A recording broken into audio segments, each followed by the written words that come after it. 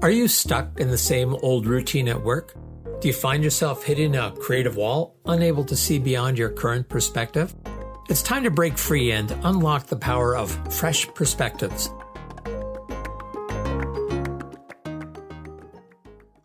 David Guthrow back once again with Discover Fresh Perspectives. Today I have the pleasure of having as a guest Dr. Rob Leon.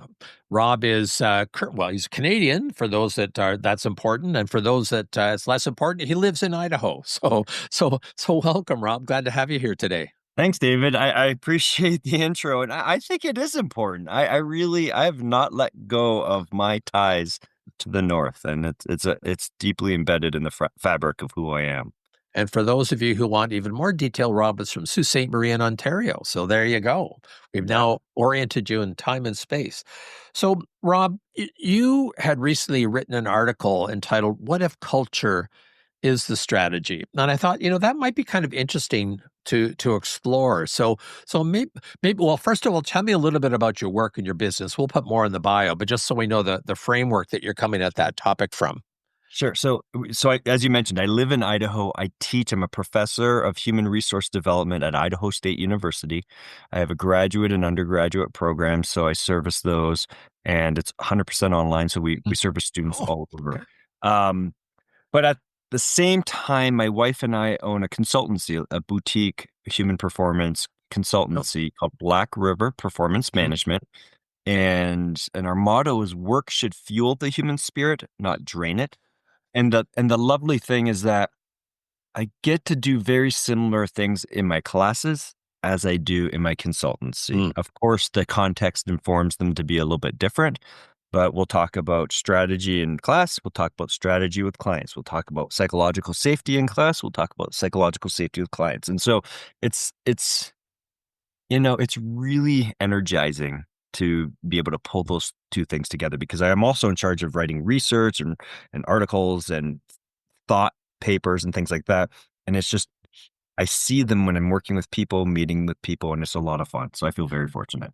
Well, I love the integrity of that. One of the things that drives me a little bit crazy that sometimes you'll see a speaker who is one personality on stage and then totally different when they get off. So they talk all about teamwork and being caring and compassionate and stuff like that. And then they're just kind of the opposite of that when you get them off stage. So I love to hear that. And it's got to be, as you say, energizing, a lot of cross-pollination between those two. Pollinization? Yeah. I just made that word up. I think that's pretty close. But no, to that point, it's funny you should mention that, because I have these conversations with conferences that I get brought in to either run like leadership tracks in the conference or a keynote. And one of the things I talk about is when I'm off the stage, I'm not running out and getting back on a plane and going home. I'll stick around for happy hour, meet with people, just listen, connect, talk. To me, it's as much of an investment in the experience and being a part of that, the entire ecosystem of that conference, as it is for me to just be there in general. So I want to make the most out of it for both myself as well as participants. Well, I totally agree with that approach, and I wish that was more the norm than the exception, but it is what it is. So now, what if culture is the strategy? What do you mean by that, Rob? And how did you come to that question as something you wanted to explore? Sure. So one of the tools in my toolkit is facilitation. And I get brought in by a lot of organizations to facilitate conversations, whether they're at a retreat level, that's an annual touch base, let's figure out what's going on, some difficult conversations and problems that we need to have, and we need a neutral third party to facilitate that. Or we want someone to come in and lead some strategic planning conversations. And so for this situation, for that article, it's off that ladder, right? That I'm being brought in to help organizations essentially prepare for the next anywhere from 1 to 5 years. Let's put it that way. But with the background that I have in culture and performance and interventions and solutions, it's really clear to me that the role people play in any solution is vital. And so one of the disconnects I noticed in strategy sessions would be that a couple different things. One, it might just be a small group participating in the strategy session, maybe the highest of the food chain. And what they talk about might be representative of the division, but maybe not representative of the quality of the inputs within that division, right? So it's really important to me that as we establish strategy, that it really is attainable. It needs to be a stretch so we could do what we want to do, but we have to have a realistic understanding of who we are, both our identity as an organization as well as identity at the team levels, but also what our capabilities are to execute on that Mhm. strategy. Because if it's not lined up well, it's like pushing on a rope. It doesn't really work well. And the other thing that I'm fearful of are organizations that just kind of take this grind and drive mentality, and we're going to get it and we're going to do this. And what's the expense to that? What's the consequence? And in many instances, it's people's well-being, psychological safety, things like that. So even though they might have hit their goals at the end of this target, at the end of this window, we've burned through some people, and now we're either recruiting new people or we have people that are becoming disenfranchised, things like that. So when we have these conversations about strategy, it often it it's it becomes an important part of when they're articulating an ideation in the ideation process of Well, by the way, identifying. Rob, we're Yeah. both allowed to make up at least two different words during this conversation. Just, Yeah, I think I'm at one and a half right there. But when we talk about this is what we're going to do, part of what I do is I pause to say, let's talk about what the quality of those inputs are and what's the data that supports this. What do you have that leads up to believe that this is relevant or attainable? And so we jump around a lot as it relates to strategy. In fact, I just did a session not too long ago. They wanted to do a 3 to 5 year strategy, and it was a great group, but their leadership was pretty skinny and it's like lean. And so as they were talking about what they wanted to go after and accomplish, it became very clear that their ducks weren't in the row to make that realistic. Like I think it's a disservice for me to come in to facilitate something that I think at the end of the day is not possible to attain. And it's money not well spent. And so I will sometimes go up against that leader or that leadership to say, let's talk about this a little bit more to determine really if this is feasible. And what we learned is that there were a limited amount of quality inputs in terms of data to suggest that we should go in one direction or the other. And so what we ended up doing is after the course of a couple of days, we ended up on a 1 year strategic initiative that was directly focused on what do we need to do to be ready for this conversation to do this. And so and part of the challenge with this was that it was a kind of a late in the game ask for facilitation. So I didn't get all the lead time to build into the system so that we could account for this prior to going into it. And as certain companies have seasons, and it just so happened to be like, hey, Rob, we're going into our slow season for the next 3 to 4 months. Can you come help us do this now? And so it's like, well, this is the time to do it. It's either now or next year. And let's at least see where we can get this year. And so that's what we did. Well, after I did that, I started to reflect on a lot of organizations have built-in missions and targets to begin with. And in order for them to move forward to advance and accomplish many of those things, they need a top quality workforce. And that doesn't just mean high performers. That means we have a team that complements each other, that performs well. And, at the end of the day, my ambition is that people go home with their fuel tank still adequately filled so they could be present with the things they want to do after work. Right. And so if we could send people home feeling relatively fulfilled at the end of the day, we're more likely to retain them over time. They're going to have greater buy-in and engagement, stuff like that. So what's become a priority as it works through many of our engagements for strategic planning is that people are needing more culture work. And this is so true right now, especially south of the Canadian border, where we're seeing some turmoil in leadership and markets because of some new administration practices, that there's a high level of uncertainty.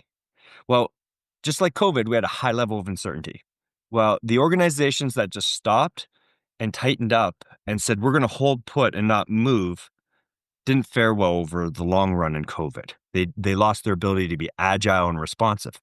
This is what I'm seeing right now is that as our administration is scaling back, people are holding back and starting to pull back funds from things that are actually going to advance their workforce, that's going to strengthen and make their workforce more agile, more nimble. And so this is where that culture piece comes in, right? So what we're looking at is, in some instances, maybe we can't do anything as it relates to our mission or our key deliverables right now because of a level of uncertainty, but we could be prioritizing our strategy around the cultural pieces to prepare the people so that they're ready to be responsive and ready to go. So just to set the level, because I'm not sure who all is listening to this. So when you say culture, Yeah. culture work, maybe you could just give a Yeah. crisp definition of what No, you mean by perfect. culture so people know what to listen into. Absolutely. So when I'm talking about culture, I'm talking about the interplay between the organizational culture, the organization identity, and all of its subcultures that exist within its teams and divisions. I'm not talking about national level culture, but I am talking about the interplay between me as an individual bringing my own lens to this organization of how I see the world and how I work with my colleagues, and and in some instances resolving differences, in other instances enhancing understanding of each other and providing clarity so that we identify as a specific unit. So I'm going to Collectively. press a little bit harder on Yeah. this. If you had to define culture, Oh boy. what is culture? Culture is the makeup of our in many instances it's the makeup of our physical entities that we exist within, in the sense of whether it's a country, an organization, a team, a family unit. It's the expectations, beliefs, values that inform how we move forward together as a unit, regardless of what level that is. Okay. Okay. Yeah, that's helpful. Oh, wonderful. Good. How does one, so how do you assess a culture, Yeah. and how do you shift a culture? Like if after your work you see that they don't, when you're doing strategy, you realize there's something missing, and there's not this cohesiveness in terms of the way we do things around here. There's not an organizational DNA that Yeah. supports what you're working. So how do you identify that, and then what do you do about it when you realize that there's misalignment between the strategy and the culture required to actually bring it into being? Yeah, part of it's a trained ear, right? So there's a lot of listening. So I'll give you a similar perspective that we take when it's not a strategic planning session, but you get brought in on an intake, and I'll meet with, say, a leader or the manager or the CEO or whatever that person is, and discuss what their challenges and opportunities and needs are. And then I listen between the lines there of what's coming up, because doing this long enough, you begin to recognize what some of the barriers are. And what we know, oftentimes, people are too close. So that CEO, that manager, that leader could possibly be too close to the issue, that they're in the ballpark, but they're not necessarily as accurate as we need to be to actually remedy and address the situation. And so we listen for those things. And the perfect example is this concept of accountability, or the lack thereof there, right? That this is the perennial challenge for organizations, that they're not having these difficult conversations. They're not doing it in a way that is empowering and supportive and that accomplishes what they need to accomplish. Well, if we're and when we're doing this in a strategy session, doing the strategy stuff, people are always talking about what the dynamics are in their divisions, their teams, all these different things. So that trained ear can pick up on some of these things. And then you listen for inefficiencies that other people are responding to, like, yeah, but when you guys are doing this, it took us a lot longer to accomplish this. And so you start to put together these pieces that look, these divisions are having effectiveness and efficiency issues, most likely tied to this accountability factor that we're hearing, or this bottleneck. So if you guys want to accomplish A, how does that relate to what I'm hearing here? So I'll actually stop it eventually and say, look, this is what I've heard you talk about, but this is what I've pulled out of this session so far. And I could be completely wrong, but let me know, and I'll start writing them on the board. And it's like, no, you're accurate. You heard, I can't believe you got that out of this conversation, but that's exactly what's happening. That's the time to pause. And that's the time to say, okay, so if we don't fix this, what's the consequence on this that you want to accomplish? Or if we could improve this, how does that enhance our ability to accomplish that? And that's how we start to move through these things. So we keep these ideas going. We have poster paper all over the place, whiteboards all over the place. The bigger the room, the better, so we can move around and do different things. But we'll bounce back and forth as we need to, because some things we have to put to bed before we can move on to the next level. So is this really a realistic item for right now in this 1 to 3 year window based on what you guys all just told me? And that's where they get to make the decision. I remind them, I don't get to make the decision. This is whatever you want. I'm going to help you with this, but this is what we're seeing and hearing. And so at that point, they start to work through those things. They roll up their sleeves. And then I become a facilitator in that effect of what do we need to do as an organization or as a division or whatever to cue us up to be more effective at accomplishing these things. So one of the things I'm curious about, because my practice is primarily facilitation as well, and sometimes the larger the company, the more entrenched the Yeah. culture is, and the harder it is to shift. And so, because they'll say, yes, we need to do this plan, but the problem is the culture, and they don't want to address the cultural issue, even though they know they probably should. The thought of that and shifting a culture of thousands of people is just overwhelming. So I know that's just the way we do things around. Let's just get this plan down, whether or not they use it or not. So, what are some of your? This is very selfishly, I'm asking this, Rob. What are some of the phrases or the lines or the techniques or the rationale that you use to say? Because you could say, well, then I'm not going to do it because I can't do this plan without this culture. But you really want to help that client. So, what are some of your more persuasive arguments for the importance of dealing with the culture? I'm trying to remember who, was it Henry Mintzberg or someone that said that someone said that strategy or culture eats strategy for lunch, Right. something to that effect. So Right. that's a much bigger intervention. But how do you get to that? Because that's so important. Yeah. So part of the intake process is spending time with the leader or the people that are at the helm of this to really gain an accurate understanding of what's at play here and start to plant some seeds that if we can't adjust or address some of these things, these can become bottlenecks. And oftentimes when I have those conversations, I usually get the buy-in on that front level that will commit to working through these things so that we can accomplish this. Do they do it in the end? Not necessarily. It's hard to say, but at least we're being very clear on the front end, because I also go into those conversations and say, look, what are the groups I need to be aware of? What are some of the dynamics that I need to be aware of? Who are the players that have maybe some conflict? Who are the players that are your unspoken leaders that are championing certain things? Who's doing great stuff? Because as we facilitate through this, we start to draw on those people to bring their ideas forward, to challenge other people's ideas, to create these conditions that they themselves start to address and work through, right? So if there's low psychological safety, if there's this fear to speak up in this meeting, then we have a lot of problems going into this meeting. And that's handled separately through different means. But it's at least I know that that's going on, so I can change how we do a brainstorming session. So I'll build in some different activities. I'll actually excuse the leaders. I'll say, I'm going to ask you in this instance, when we're out live that day, I'll say, I'll call on you when I'm ready for some input. How about that? Are you fine with that? And I get their agreement, and that's how we do it.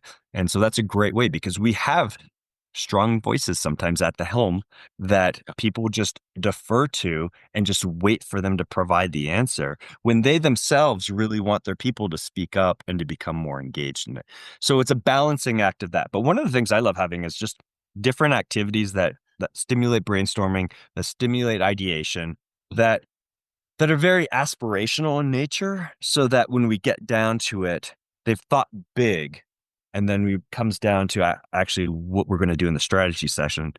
The strategy is actually a lot smaller than what is totally, like if you can control if you had unlimited resources and unlimited will, what would you do both individually as well as an organization? Or if you're CEO for the day, what would you do to, and this is a bottom up thing from a lot of the staff at lower ranks to get them integrated into the planning stuff, just to see what other people were seeing and hearing so that we throw them into the mix. It doesn't mean we're going to run with it, but we had a wall that was probably 30 feet long of poster paper with report outs on it. And we eventually, from 10 different groups, I think, we were able to start to see where these themes are recurring and help them compile what these themes are, what are the obstacles that they're seeing that maybe we didn't acknowledge at this executive level, things like that. So it's using those opportunities to kind of create that vision of where we want to go. So there's a couple of things that you've sparked for me, and they may be rabbit holes or rat holes or whatever, but one of them is around psychological safety, and it just occurs to me that these days in the United States and the federal government in particular, psychological safety non-existent. Yeah. Right. And that, similar to yourself, I try to use processes to make it safe for people to Yeah. provide their input and that how you handle it and how the leaders handle it. And of course, that's some of what you handle up front, which is great.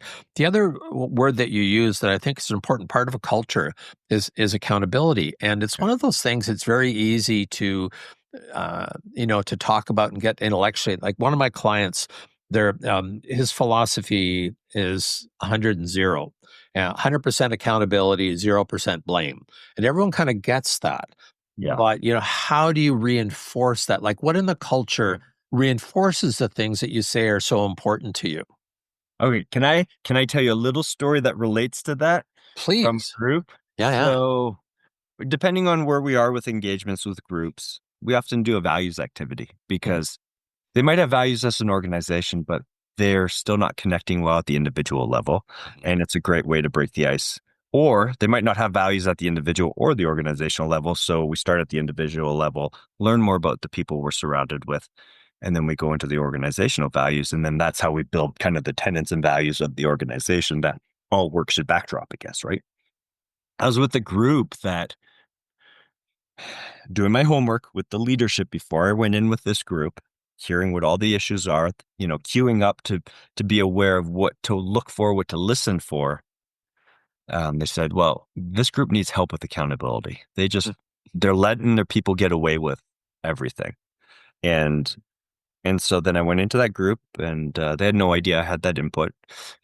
And I said, "So, what are your values in the organization?"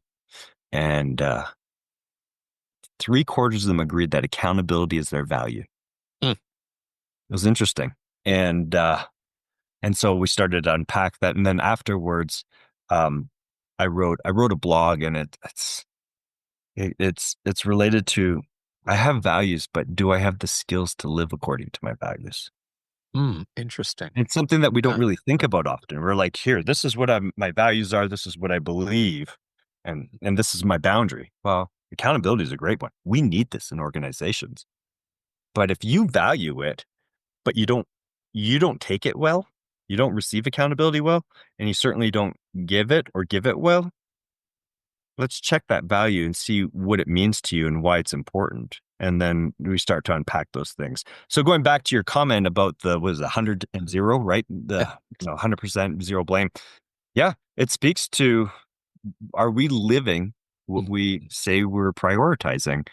And that's a tough concept, right? We've talked about psychological safety. We haven't really defined it, right? So psychological safety is, we have physical safety where we have PPE, personal protective equipment, glasses, lockout, tag out, all these different processes that our different governing groups have done a great job over the years prioritizing in the workplace to make the workplace safer. Psychological safety relates to the mind, the interaction between people, and whether or not people feel safe to contribute, safe to learn, safe to disagree with colleagues and leaderships, and an element of psychological safety. We have a psychological safe environment when Right. I can dissent Hmm. and I don't fear retribution or retaliation, right? Right. Just simply put. And I just wanted to do that since we define we define culture, which was a mouthful for me, but this way people understand what we're talking about. And if you're not living by those values, the question is, why aren't you living by those values?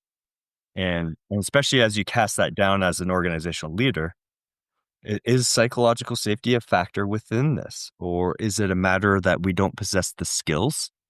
Or bring this full circle back to culture, do we not possess the culture that values the feedback accountability? Because at the end of the day, what I believe is everyone wants to do the right job well. But if I don't have a mechanism to let me know if I'm missing the point, misstepping, making mistakes, how do I address or correct that? So, another thing that I think feeds into this, you talked about, do they have the skill to live the value? Yeah. Organization, I think sometimes the question is, do they have the budget Yeah. to meet that value? So, so if it is about, customer service comes up all the time and Right. or quite often anyhow. And are there sufficient resources to deliver the kind of service to the customer that's ideal? And Yeah. if not, because I find that people have these little crap detectors on, right? Yeah. And they're always looking for exceptions to things. So if you're, 95% consistent, you're still inconsistent. So, Yeah. so we say that really care about the customers, but people are really good at finding the exceptions to it. And Yeah. especially with values, the difference between the espoused values and the enacted values can be huge. And just the consequences of having it said and posted on walls and things like that, and people not living it. Tremendous amount of cynicism comes out of that. It makes it harder to keep people who are Yeah. values driven and things like that. It's a huge issue. Yeah. Absolutely. One of the things we talk about a little bit tongue in cheek, but you're either going to pay for it now or you're going to pay for it later, right? And just like retention, if we do a better job with screening on the front end with tools that are well designed, we are going to do a better hire. They're going to fit the team better and they're going to stay. That consequence to that poor hire is significant in terms of both productivity or lack of productivity and consequences and impact on teams and processes, right? Same thing's true as it relates to whether it's customer service or anything else that relates to human behavior. And so what's tough at times are people are so isolated sometimes at a C level, or they're surrounded by people that are not giving them a full idea of what's happening, that I think many of those leaders would want to actually know what it looks like, much more boots to the ground so that they could fix the system. But as long as they're kept in the dark by their report, the people way down the food chain are the people to blame as opposed to the person that's not relaying that information up. What I found is now you get into these organizations that are just so big, it's so hard. Mhm. But these small to medium sized enterprises, those leaders are interested and they want to do the work. What I actually find is an issue is how people become gatekeepers around funds. And let me give you an example. If an HR director, um, HR gets beat up pretty good in organizations at times. And so I think there's always a little bit level looking for a greater level of acceptance at times. And this is not for everyone or all of them, but this happens frequently. If I'm if I'm going to hire David and my salary range is 80 to 110 and you tell me that you want to come in at, based on your experiences, you think realistically 100 to 105 and you really want the job and I figured that. Um, and and I come back to you saying, you know what, we could only do 87. What am I doing right out of the gate? The problem is that, or the opportunity is, let's just put it that way, is that this was budgeted at this full range. The problem is that you're going to accept this job with an eye already looking out the door for another one that's actually going to pay you that fair wage for you where you want to be. And so it could be within 6 months, you're out the door for even 90,000 over that 85 or 87 because it's better than this. And so I don't understand the behavior or the psychology behind this. I'm actually spending a lot of time thinking about this. Why are people gatekeeping things that are budget itemed, line itemed on their budget that they are expected to expend for development, for customer service, for these different things to serve their teams and their organizations? But at the end of the day, they're not.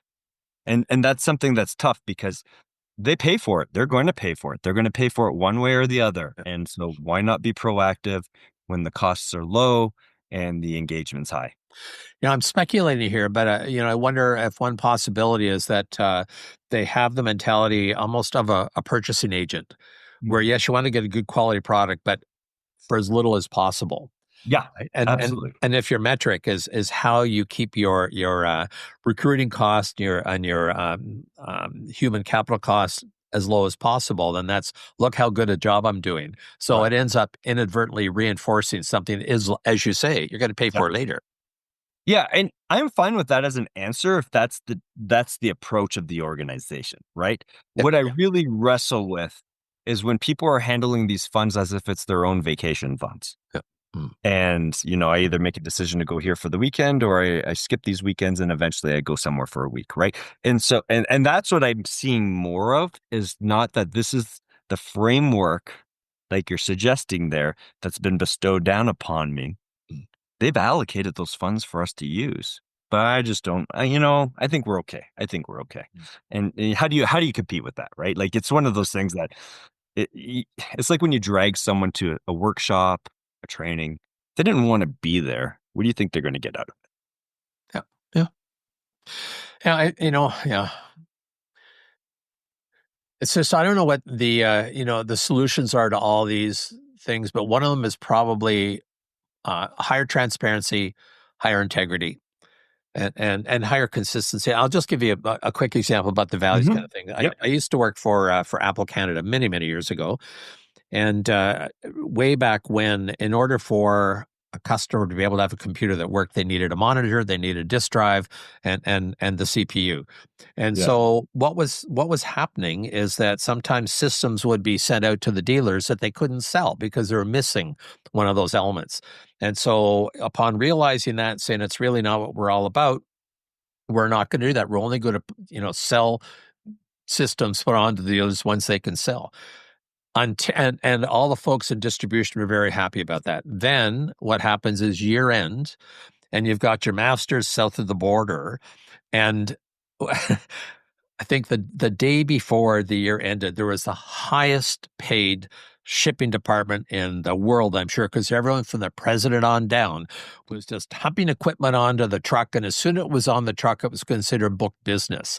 So there is this unspoken value, which is look good in front of, Yep. the master sort of thing. So everyone kind of got that. And when you see that inconsistency, it tends to create a sense of mistrust. And where else are there things happening that Yeah. are inconsistent, and that whole thing of mistrust, you have people spend a lot of time looking over their shoulder instead of doing their work. So you just reminded me of that as I was Well, let's bring that full circle to where we started, right? With what if culture is the strategy, right? Like if we have a lot of organizations that have less than desirable cultures, let's just put it that way, and that have levels of distrust and lack of psychological safety, right? And how are you going to consistently hit these goals while leaving these people feel like this is a good experience for this. This aligns with their own personal values and missions.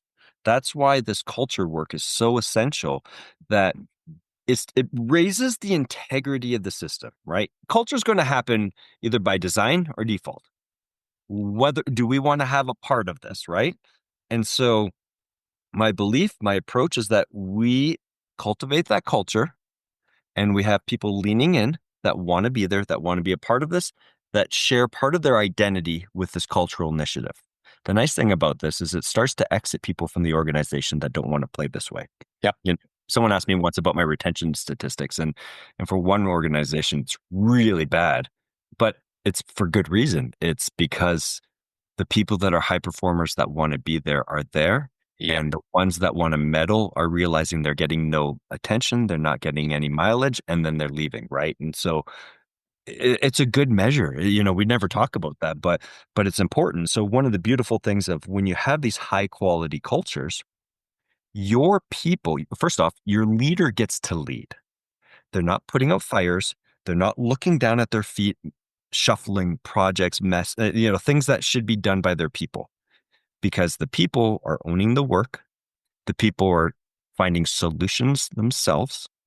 The people are working collectively across with each other, sharing, holding each other accountable. David, you missed this deadline when you did this. This is how it impacted me. Let me know just a little bit out in advance next time. I'm happy to adjust with you and work with you. Like there's a different tone as opposed to blame, right? And so this is what happens when we have these cultures that are really firing on all cylinders. It's a beautiful thing where they start holding each other accountable. The leader's only brought in for really specific situations because the people are good on their own. And then that just flows straight into your strategy. It makes all those challenges and obstacles that we identified earlier they work through them. They roll up their sleeves and they push through them. They do it well. And at the end of the day, they might be exhausted, or at the end of the quarter or the end of the year, might be exhausted. But boy, they have a sense of pride of that work. So this all sounds like a good outcome. So I'm going to try to converge here, Yeah. Rob, and say, so let's say that someone that's listening to this is in a position to influence the culture and they want to act as if culture is the strategy. What are 2 or 3 concrete suggestions you could offer? Here's some things you could do to actually demonstrate that you mean that culture is the strategy. Yeah. So I think a couple things is perspective taking, right? We want to get a good handle of what's going on and what people know and what people believe. So a 360-degree survey is a great way to determine what I'm seeing as the leader versus what I'm not seeing. Okay. And in terms of my own performance, but also what's going on here. It gives me a great quick look at where we might have some obstacles or issues. Now, keep in mind, a low psychologically safe environment, you might not get that information. And so you might be thinking things are great, but you know they're not great because they actually don't feel great. The other thing I believe really strongly in is language. Hmm. So language is one of our biggest challenges and complicating factors in a workplace as well as in a relationship, right? Language is always a stumbling block between couples, friends, things like that at some point. We could have a team of 20 people, and I always use the same example. We might have 20 different definitions of the word motivation. So if I say something as it relates to, we need to accomplish this and we need to increase our motivation, I'd get 20 different solutions for that. Yeah. So if we think about that in just that one situation, think about it in all your day in and day out conversations. The nice thing about going to school, getting a degree, let's use an engineer as an example, their language is consistent across industries, right? Metric, like measurements and math and all these things are there's not a lot of room for errors in interpretation. Same thing with healthcare in terms of when you're specialized in a field, you have your nomenclature. What we don't have in organizations is culture nomenclature for the most part, other than what we bring and invent and create. So what I believe in is starting at the baseline of who's on my team. Can we use any team building related assessments, personality assessments, communication and behavior assessments to help me understand how I'm similar and how I'm different than my team members? Because communication is always going to be an issue. Mm-hmm. And if I can raise people's self-awareness about how they prefer to communicate versus their colleagues, we could help them dance together better. That, David, you might have a certain style that's different than me. The downside is that I communicate to you the way I want you to communicate with me, and vice versa. Without that education and without that knowledge, we don't know that. We can't recognize it. We just know we rub each other the wrong way. Right. At a foundational level, doing, like I said, some data collection in terms of what's really going on out there that I don't know about. Maybe even some focus groups. That's number one. Number two is really standardizing that language and getting to know people based on a framework. And then from there, we start to figure out what's next. Okay. What do we need to do from here to help us accomplish those goals better? And sometimes that's something they could self-identify internally. But most of the time, what I find is that they need someone from the outside because these concepts, I've worked with clients who are like, well, I want to survey the staff to see how they want us to do workshops, what topics they need. Well, part of the challenge is they don't know what they don't need. Right? They don't know what they don't know. And so even if they say, well, we need to learn how to motivate people better. Well, is that really what's going on? Or is that a reflection of psychological safety, something they've never heard about before? Right. So it's at that point, it's challenging. At that point, I believe in bringing someone in for some further perspective. So I just want to piggyback on one thing you said about the importance of language. Just makes me think of a lunch I had with a client yesterday where they just had a new CEO come in. And a couple of years ago, I did a lot of work on them coming up with and engage almost the entire organization and coming up with a new value set. 3 organizations were merging into one to have one common set of values. And so when this fellow said, well, and the CEO wants to, take a look at the values. And I said, so be very careful the words that you use when he describes what he wants, because so first of all, he's new. People have already put a lot of effort into this. Do you use the words we want to reassess? Has a totally different, context than reaffirm. right? Where one is kind of acknowledging the work that's been done, or reassesses, let's throw this thing up. And people have a totally different impression of that. So the words that are used are so important, and that people have a common understanding of those are. Like I think that's incredible, very important around the culture. Yeah, I agree. It's all hands are needed on deck. But we also have to understand how power factors into this. The dynamics of new hires factor into this, right? Sometimes they want to burn down the place and rebuild it. Like there's a lot that goes into how do we move forward. What's my bigger concern is, and I work with organizations on this, as you're getting ready to hire this new person, as you're getting ready to go into this merger, what's the pre-work we need to do to make sure that we're ready? Once again, it's like the culture and the input thing. What's the pre-work that we need to be mindful of so that when the uncertainty arises, we're ready, we're resilient, we have each other's back, we can help and work through these things together. And certainly when I've seen when they fall apart, although all the numbers look good, they fail because of the culture and compatibility. But Absolutely. So, Rob, I'm going to make sure that in the program notes, we have some links to your website, to some of the articles we've written and things like that. This has been great. Like, I almost feel like we're sharing a common brain, which may or may not be a good thing, but I'm so totally agree and support everything you've said. So I'm thanking you for being here, not because we happen to agree on these things, but Right. because I've really appreciated your time and hope to stay connected. As I said, we'll make sure folks have lots of ways to get in touch with the work that you've been doing. So thank you so much for being here. Wonderful, David. This is a real pleasure. So David Guthrow, Discover Fresh Perspectives. Come on back next week and let's discover some more. Subscribe now, because on Fresh Perspectives, every episode is an opportunity to explore new horizons and redefine what's achievable.